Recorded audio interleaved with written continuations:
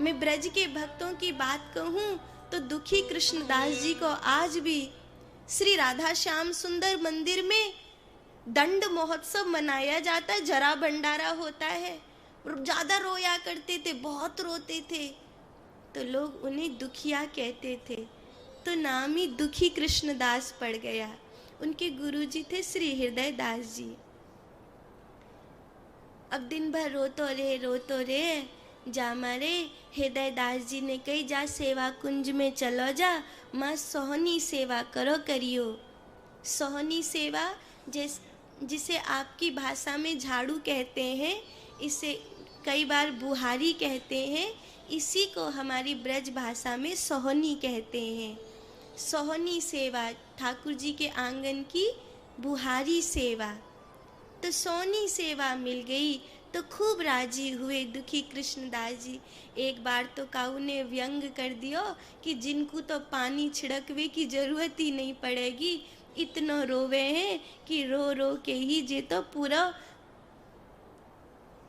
सेवा कुंज भर देंगे। मोर कुटी सेवा कुंज निधवन, ये वृंदावन की जान है, ये वृंदावन की प्राण है। वृंदावन तो इन्हीं में बसता है, बांके बिहारी में बसता है वृंदावन।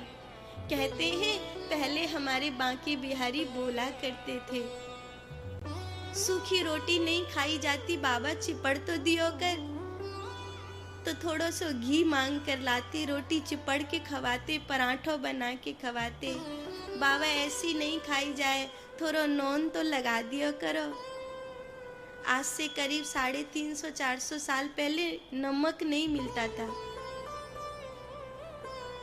तो नॉन तो लगा दियो कर। नॉन बासा में नमक मिलना तो बहुत बड़ी बात रहती, पर काऊ व्यापारी की नाव फंस गई, बाकी मदद करी उनने। तो बोले महाराज जी का सेवा करूं?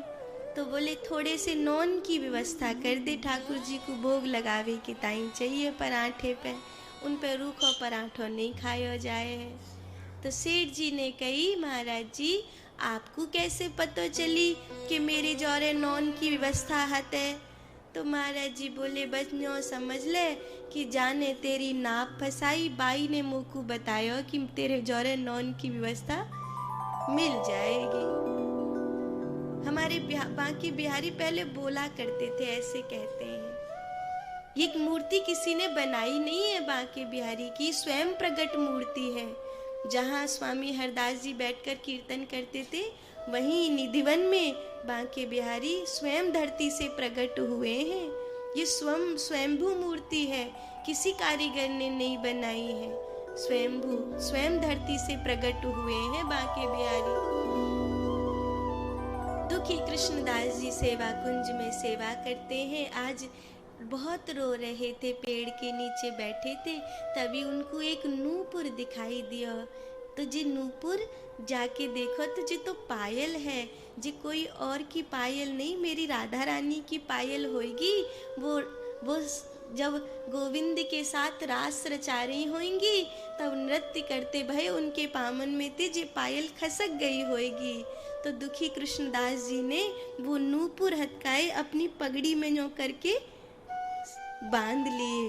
तो उनकी पगड़ी तो अच्छी लगने लगी, पगड़ी तो का अच्छी लग रही, उनको भाव समाधि लग गई, उनको भाव समाधि लग गई। इधर ललिता ने देखी, राधा रानी से कही श्री जी आपके पायन को नूपुर कहाँ गयो? तो राधा रानी बोली पतो नाय कहाँ गयो, मैं तो कहूँ गई हूँ ना हूँ। तो ललिता कहती है सेवा कुंज में गई ही, हाँ हाँ वहां तो गई ही, तो वहीं गिरायो होएगो। सो ललिता सखी गई ढूंढवे, कहूँ नूपुर मिलो नहीं। दुखी कृष्णदास की पगड़ी में एक नूपुर है और यही श्री जी का नूपुर है, वैसे तो देगा नहीं ये। तो एक बुढ़िया का रूप बनाया ललिता सखी ने और आकर बोली अरे दुखिया तो ये कोई नूपुर मिलो है ना? नाय नाय मोए कोई नूपुर उपुर नाय मिलो। कौन सा नूपुर, कहाँ को नूपुर, जाओ जाओ अपना काम करो। दुखी कृष्णदास समझ गए जो मोते लेवे आई है मेरी श्री जी को नूपुर, मुँह पे कोई काऊ को नूपुर ना है। अरे मैं बाबा जी आदमी मो का करना काऊ के नूपुर को। अरे दुखिया, मेरी बहू यहाँ कल दर्शन करवे आई ही, बाके पामन की पायल को नूपुर गिर गया है, देख तू बाय लौटा दे। दुखी कृष्णदास बोले लौटा तो दूंगो, पर पहले अपनी बहू को ले आ, मैं देखूंगो दूसरे चरण के नूपुर ते जेहू बारो नूपुर मिल रहे होएगा तो दे दूंगो। कल को फिर कोई और आके कहेगी कि जे मेरी बहू को नूपुर है तो मैं कहाँ दे दूंगो। ललिता समझ गई जितनो भोरो दिखे है उतनो भोरो हतना है। सो राधा रानी से कहा कि अब तो वो नूपुर मिलेगा नहीं। क्यों? पायो नहीं, पायो तो हते पर बात दुखिया के पास है और वो देगा नहीं। कह रहे है अपनी बहू को लेके आ, बाकी दूसरे पाम के नूपुर ते देखूंगो, एक जैसो होएगा तो ही दूंगो। तो राधा रानी बोली तो फिर क्या है, चल मेरे दूसरे पाम में तो नूपुर है ही, देख लेगा तो दे देगा। सो ललिता बड़ी बड़ी आंख करके राधा रानी की ओर देखने लगी। श्री जी आज स्वयं बाकू अपने चरणन के दर्शन देवे के ताई जा रही हैं। अहो बलिहारी वाके भक्ति को कि आज राधा रानी इतनी शीघ्र राजी है गई, बाकू दर्शन देवे के ताई उतावली हैं, श्री चरणन के दर्शन आज वाए होंगे। तो ललिता सखी तो बुढ़िया बनी ही, श्री जी वहां पर प्रकट है गई। और जैसे ही श्री जी प्रकट भई, ललिता बोली देख अब नूपुर देख ले और जल्दी दे दे। और जैसे ही दुखी कृष्णदास ने श्री राधा रानी के चरणों की ओर देखा, दुखी कृष्णदास को भाव समाधि लग गई। वो वहीं गिर पड़ा, माथा उसका जमीन पर टिका था तो वो नूपुर उसके माथे में गड़ गया। वो नूपुर कहाँ गया कोई नहीं जानता। श्री जी अंतर ध्यान हो गई। फिर कई घंटों बाद भाव समाधि टूटी तो श्री जी की कृपा को उनके चरणों के जो दर्शन हुए हैं, उस दर्शन को पाकर वो धन्य अपने आप को मान रहे थे। हृदयदास जी समझ गए मेरे शिष्य को आज वो मिल गया है जो कभी कभी किसी बिरले भक्त को प्राप्त होता है। इसे दर्शन प्राप्त हो गए हैं, इसकी भक्ति इसकी साधना पूर्ण होने को है। लेकिन बड़े नाराज हुए, इतनी गुस्सा तो कभी नहीं करी थी जितनी मनमुखी भक्ति करता है, न जाने कहाँ पड़े रहता है। माथे पे ये क्या काला काला निशान बना लाया है, मैंने तिलक दिया, मैंने कंठी दी, मैंने मंत्र दिया, सब बेकार कर लिया। जा मैं तुझसे बात नहीं करूंगा, मुझे मुंह न दिखाइयो। और इतना गुस्सा तो बाकी सबने सोची कि गुरुजी तो कबू इतना गुस्सा करते हो ना है, आज पता ना कब इतनी गुस्सा कर रहे हैं। तो सब इकट्ठे है गए, तमाम महात्मा इकट्ठे है गए। बैठक भाई कृष्णदास को गुरु हृदयदास जी त्याग रहे हैं, अब तो दुखिया रो रो के मरी जाएगो। तब साधु संतन ने कही अपराध का किया है। बोले देखो मेरो दियो तिलक छोड़ के माथे पे जी कैसो कारो निशान बना लायो है, न जाने कहाँ थे कहाँ सीख के आयो है। सो अब नाचे नाचे राधे रानी को नाम ले है, श्री जी को ध्यान करे है और न जाने कौन कौन सी बातन ने सुनावे है। और संतन की समाज बैठी और सब संत कृष्णदास की ओर देखने लगे। कृष्णदास कछु बोले पर कृष्णदास कहा बोले, गूंगे केरी सरकरा खाए सो मुस्काए। बात तो ऐसी है कि बोली ही नहीं जा सकती, कुछ बताया ही नहीं जा सकता। गूंगे केरी सरकरा,